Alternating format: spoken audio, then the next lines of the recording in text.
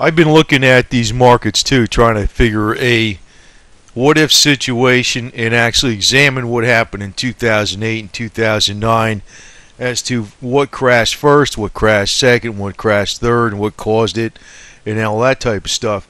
Obviously, I can't predict out far out in the future, and I'm got a prediction maybe for the next few weeks that silver's going to go down, and I think after it makes its final correction along with gold and all the metals, they're going to go up very much so. But this is something, I'm kind of trying to use more tools in it that are around versus just technicals. I think technicals do reflect nature. They're not just rigid laws that are out there, but they're actually reflecting the rhythm of the markets and what's going on. So there are humans that are following the laws of nature too. But for instance, key point number one, we have the personality Ben Bernanke as the federal chairman, and he stated many times he'll print money no matter what happens. If there's a problem, he'll act quickly.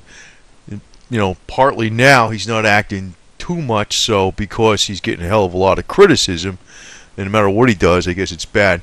But I'm not necessarily siding with him, but I think he inherited a situation that you really can't do a whole hell of a lot about. And the reality is a lot of jobs got exported out of the United States because the big money looks for cheap slave labor, and Americans aren't cheap slave labor. They don't grow their own food. They can't work for $3 a day, or whatever they work for in China. They get a lot more money. So American businessmen, if Chinese became too expensive, they come right back to America and say, put the factories over here. I mean, that's really the way they are. They don't care. People on the top just care about money. Whoever's going to give them more money and work the cheapest and do the most for them, that's the way they go. And actually, everybody does that, even at the lower levels. So I don't know what to say about that. But this is the gold chart, and I did point out, three highs, each one going lower, three lows, each one going lower. We got three highs here, two lows, probably one more low, and then you got this big giant bull flag. Said that a few times. Want to say it again though, which means this thing is going to go up way the heck over 3,000 over the next couple years, easy. Now looking at what happened here, this is like the banking crisis right here in March of 2008. Gold drops, it goes back up again. During this time here though, if you're looking at oil, this was say March, April, around here, 2008, and then the next March, April, May, June, next 4 months, oil's going up, and it reached this peak in the first week of July. It was about 147 in a barrel. What happened there? Obviously, if we looked at the charts for the PMI, Primary Manufacturing Index, the price of oil was slowing down industry during this whole time here. As it was going up, it's slowing down industry, which caused all the commodities to crash because industry is commodities. Now, I'm looking at gold. Gold's probably the best one to look at. Actually, gold crashed along with oil. Everything crashed at the same time. There was a bounce. Now, if you're looking at silver, platinum, palladium, everything across the board crashed. Why? Because all the industry was down. The industry was down because of the extremely high oil prices. I know they said the speculators are doing this. I don't think it was all the speculators. Now, I do believe markets are somewhat rigged. Yes, they are. There's games going on. It's like a casino. But it's not like total control, because the market is everybody. And the ones trying to rig it for their advantage, you got a lot of people. If they're using their head, a lot of people are too lazy to use their head. That's really how they get ripped off. There's a lot of people that just have total faith in the system, let it go on autopilot. They're not looking at anything. So that's really why a lot of people get set up and ripped off. But the market is not everybody's playing games, go back and forth. It's not like it's necessarily rigidly rigged, if I want to put it that way. It's definitely not. And so oil, basically, the high price of oil crashed all the commodities, even gold. And, the oil prices dropped down here to the lowest price on January 2009. And if you're looking at, late 2008 was the low point for gold. That was approximately the same time that you had the lowest palladium, platinum, silver prices were pretty low right about that. Pretty much they ran together pretty close. They were pretty close. Almost all the commodities across the board. You got a slow down in the economy, all the commodities go down. Then what happens? You start announcing, what happened is actually the stock market wasn't affected till after the commodities went down. So let's assume this whole type of deal is going to happen all over again at some point in time. So commodities were down here, stocks crashed, and then they crashed again. Basically the commodities had to go to the lowest point before the stock market got affected. Like the commodities were already going down a hell of a lot faster than the stock market was, and that was due to the oil prices killing all the industry. So what happened? Why did the stocks start going up and all the commodities? That's when QE came into being. Now Ben Bernanke came in. He's always been he's been in the Fed Reserve as some type of officer. I forgot the background on it for quite some time, but he's actually became the chairman in 2010. So, but the thing is, since he's the chairman, he's the head of the Federal Reserve. They're gonna, no matter what happens in any kind of situation, he's gonna act fast. So I don't think you're gonna see the stock market fall right away. I don't know, maybe it's going to even out. I have no idea, to tell you the truth. No idea. But I do think the situation again with oil prices spiking like this, I think this is going to happen. I bet you that damn thing goes up to $200 a barrel due to a war in Iran. And it's not going to take a whole hell of a lot, because one little fake attack on an oil pipeline in Saudi caused the oil to spike like several dollars inside of no time. And they can easily use people that are in the country of Saudi, just blow something up here and there. They don't even have to launch a missile or anything like that. They could do a lot of damage to the Saudi infrastructure very easily if a war starts, and they will. And they will. I don't think they'd be so stupid as to try to say launch a missile from Iran and make it obvious that they did it. They're going to get somebody within the country to do it. That's what I assume. And I think that was possibly what happened a couple weeks ago when they had that fake story about the oil pipeline, was a test of the markets. It could be. It could be. So, but if it wasn't a test of the markets, I'm using it as a test of the markets. It's going to tell me any outbreak of any kind of war, Straits of Hormuz or not, there's going to be damage to Saudi facilities, and oil is going to go through the roof really fast. And there's not going to be any proof that Iran did it or anybody else. So we can assume the same thing's going to happen again. If oil goes up too high, it's probably going to have to go. This time, I don't think 147 is going to break the economy, but maybe 200 will. So when oil goes up to about 200, you might see another correction in gold, but maybe not as severe. And if you notice, this correction in 2008 was when Bernanke was not the chairman of the Federal Reserve. It's actually a less severe correction now, and this is using a logarithmic chart, so the visual movements in this price is relative to what it really is, percentage wise. So we have not really had as much of a correction as in 2008 because Ben Bernanke's in office. The evil Ben Bernanke that all the silver and gold people hate, but actually this guy is what's going to make everybody jump into that asset class, silver and gold, because they're going to see it going up and they'll be scared of inflation, so more people are going to buy it, and silver and gold are going to go up too high beyond inflation. And then there's going to be a lot of people saying it's up just because of fundamentals, and it's probably going to be less because of fundamentals and more because of QE and more because of panic.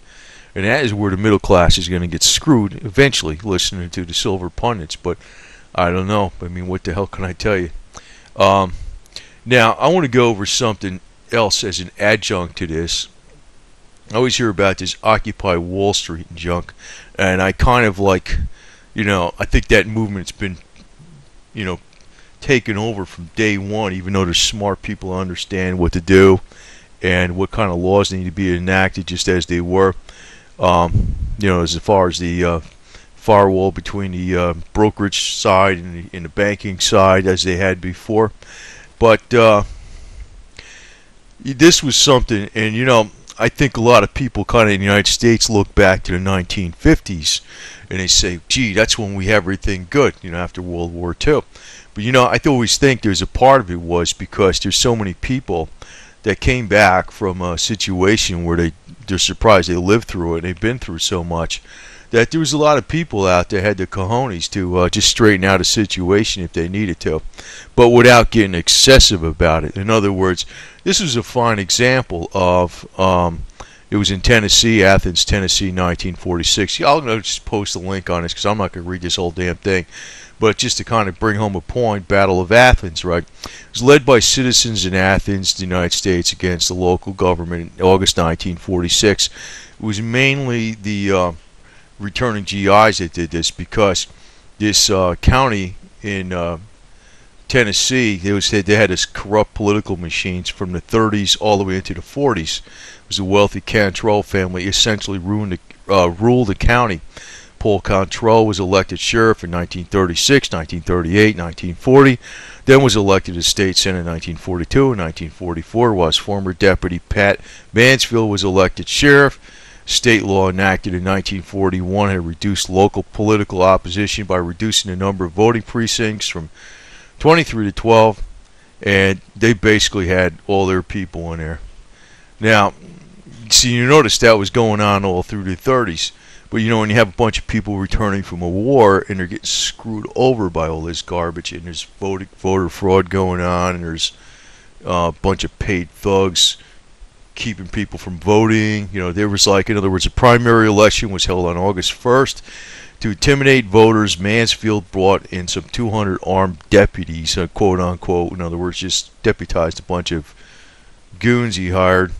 So GI poll watchers were beaten almost at once, so they beat him up, and at about 3 p.m. Tom Gillespie, an African-American voter, was told by a sheriff deputy that he could not vote despite being beaten. Gillespie persisted. The enraged deputy shot him. Then they said they claimed he shot him in the back, that type of stuff, and they were just harassing the heck out of him. So what happened was the corrupt political machine, together with the goons they hired and they deputized, they took all the votes into a jailhouse later on, and they were in there just voting. They were going to scam on a whole voting deal. But what happened is these World War II veterans went in there and they just, they actually had a shootout over a whole war and crap. They just they went to town. In other words, they had to, because this crap was going on for way over a decade, and it was the whole thing was just broken down. The whole political process was totally broken down.